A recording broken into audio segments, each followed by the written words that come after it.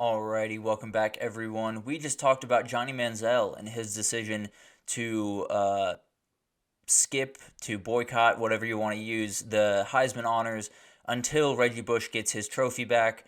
I think some others might be joining him shortly, but we'll see what happens there. And now let's talk some football.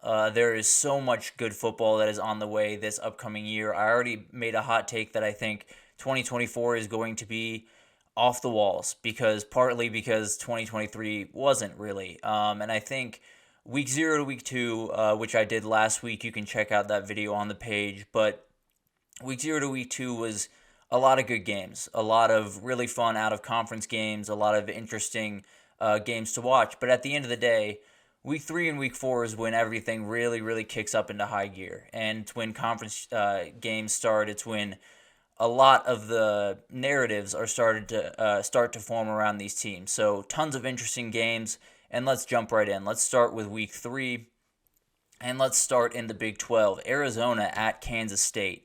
This is a game that is in week 3, but will absolutely matter come week 13. So Arizona and Kansas State are at the forefront of the Big 12. I don't think there's any debate about that. I think Noah Fafita and Avery Johnson at quarterback for both those teams are just incredible, and they give them as much of a chance in the Big 12 as really anyone. So Arizona, obviously, tons of talent coming back for them. Tutoria McMillan, even though you had a coach leave, and you had some guys leave, no doubt about it, but you have a ton of talent returning to that team. You have a ton of guys to look forward to for Arizona, and that offense is going to be fun. If Noah Fafita and Tutoria McMillan are on the same page, they're not going to have a problem. I promise you that. But for Kansas State, kind of an interesting year because Avery Johnson taking over for Will Howard, who was a very good starter for them for a number of years. So Chris Kleiman in his second quarterback in the last little bit, and Avery Johnson brings a totally different look to the playbook than Will Johnson did.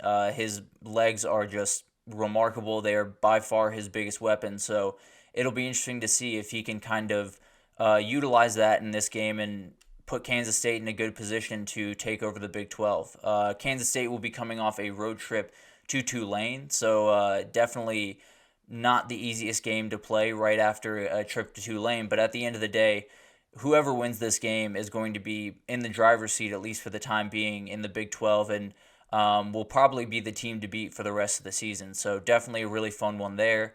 Another out-of-conference game that we get in week 3 that is a little bit different is Alabama at Wisconsin. Definitely a fun change of pace. I love seeing Bama in Camp Randall or the Big House or the Shoe, all of those different stadiums you don't normally get to see teams. I think seeing Texas in the Big House this year is going to be incredible just because it's a little bit different of a look than we're used to. Oh, excuse me. But Wisconsin's in a very interesting position. Coming off of the first year in Luke Fickell's tenure, kind of an up and down year. I think we all kind of expected that. Tanner Mordecai never really got off the ground at the quarterback position. And then they brought in Tyler Van Dyke from Miami, and a guy who has had success in the past, is not necessarily coming off his best year by any standard, but is a good thrower of the football, can make a lot of good decisions, and as long as they have a solid run game, they'll be right in a lot of the games that they'll play. But in this game, it's more about Alabama, right? We're very interested to see what Kalen DeBoer can do in his first couple of games.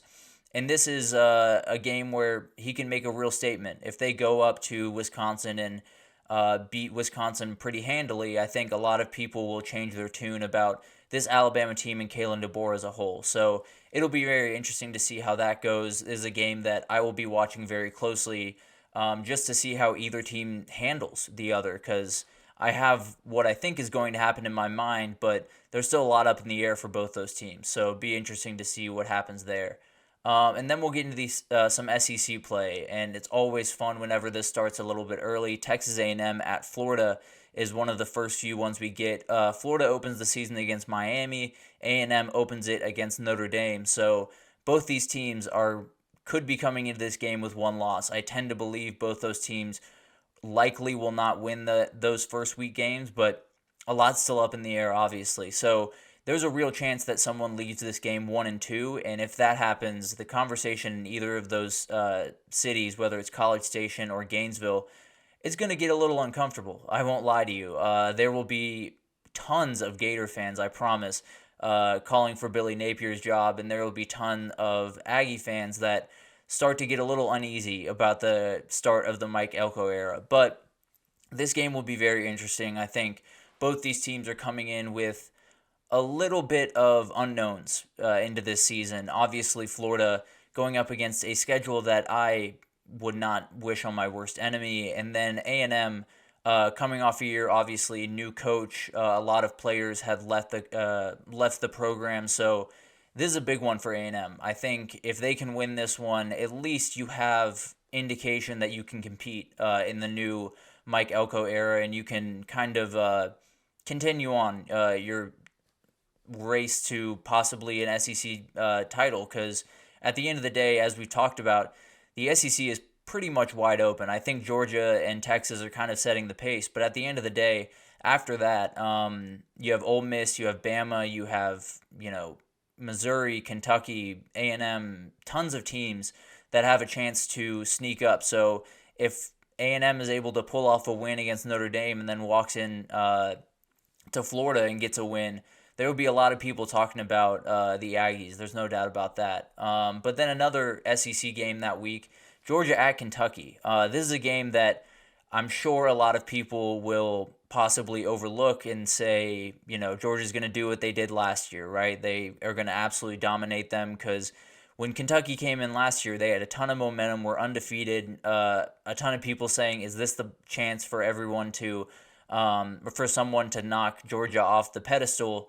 And then they just got dragged for 4 quarters. So they definitely are trying to avoid that. Brock Vandegrift playing against his former team, I'm sure he will come into that game with a little bit extra juice. I don't necessarily think there's any bad blood at all between Vandegrift and Georgia, but at the end of the day, when you see the colors of your former team and the team that you didn't necessarily get your shot to play for, I think there's going to be a little bit of heightened energy coming from him. So excited to see what he can do. Kentucky is a very sneaky team. So if for whatever reason they can pull off this win at home and knock off Georgia, I mean, the sky's the limit for the Wildcats going forward after that. So it'll be interesting to see how those SEC games play out, because they'll play a lot into what happens in the rest of the SEC. But finally, we have another out-of-conference game that I absolutely love. I've had Tulane on here a couple of times because they play Kansas State earlier in the year, but then they got to go to Oklahoma. Tulane at Oklahoma is a very, very sneaky matchup. Ty Thompson, I got to say, starting your career somewhere, starting your starting career, because he had never started a game at Oregon, against Kansas State and Oklahoma is quite the tall task. I won't lie to you. But at the end of the day, it's a chance for him to prove himself. It's a chance for him to get on the national stage, and it'll be interesting to see how he responds, because it'll be a lot of new things for him. That's for sure. But Oklahoma, they better not come into this one thinking that they're just going to roll, because I think a couple of teams have made that mistake in years past, whether that's A&M playing App State a year ago or whoever else. There are teams that walk into the stadium and just see the size difference and decide they're going to win that day. And it doesn't always work out that way. Tulane's going to be a very good team this year. John Sumrall, coming from Troy, is a very, very good coach. So it'll be interesting to see what happens there. And Jackson Arnold has got to get going early.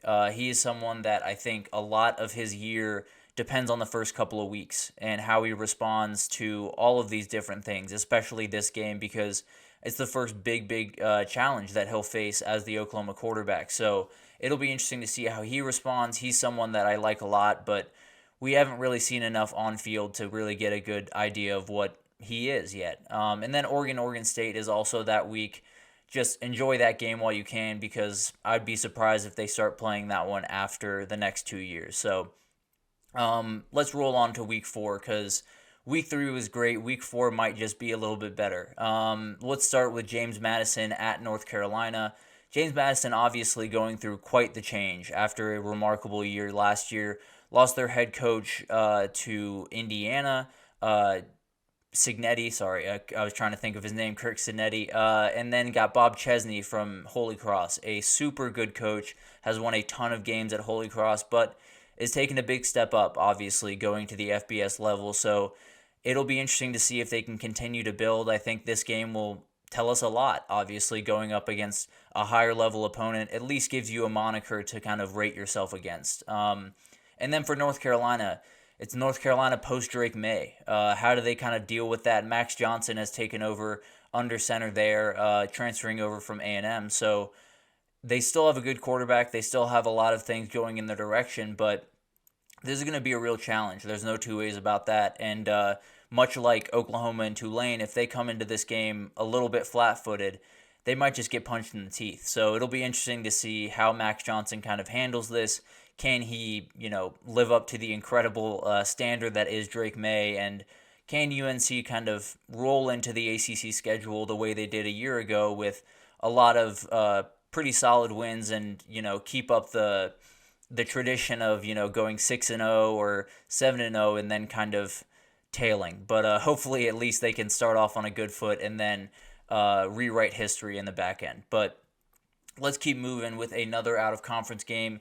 UCLA at LSU. Very interesting year for LSU. They get both LA teams in the first 3 weeks of the season. For whatever reason, they open the year in Las Vegas against USC, and then they have the Bruins coming to town in week 4. So very interesting for LSU. They get 2 Big Ten games, 2 power conference games, when they probably didn't expect to get them when they actually scheduled these games. But very cool for them. It'll be a very fun matchup for a number of reasons, but I think mainly because UCLA is in a transition period. Deshaun Foster takes over there after Chip Kelly found his way to Ohio State as the offensive coordinator. So a lot riding on this first year for Deshaun Foster. I don't think there's any UCLA fan that would tell you they have to win this game or anything like that.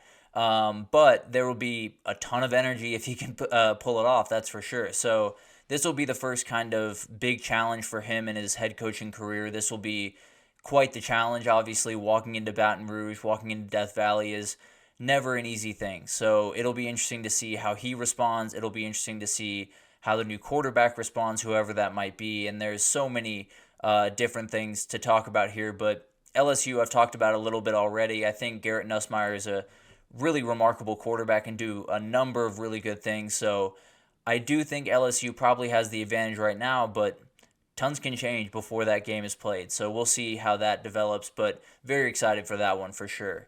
And then some conference games, some new conference games actually. Tennessee at Oklahoma. Oklahoma obviously coming off that game against Tulane we just talked about, and it does not get easier for them. At least they get the game at home, but Josh Heupel facing his alma mater will be a very, very fun storyline going into this one. We have dueling sophomore quarterbacks in Jackson Arnold and Nico Iamaleava, and then Oklahoma's first SEC game, which obviously will be a big talking point. A lot of people will be focusing on that, so it'll be interesting to see how this one unfolds. I think it'll tell a lot about both these teams that are kind of in a little bit of no man's land when you look at the SEC. I think you have Georgia and Texas at the top, it seems, according to a lot of people. And then you get into Ole Miss, Alabama, Missouri, some other teams. And then Tennessee and Oklahoma are right there. They're right in that group that can strike if given the right opportunity. And I think this will be the game that shows a lot for both these teams and how they're going to look for the rest of the season, because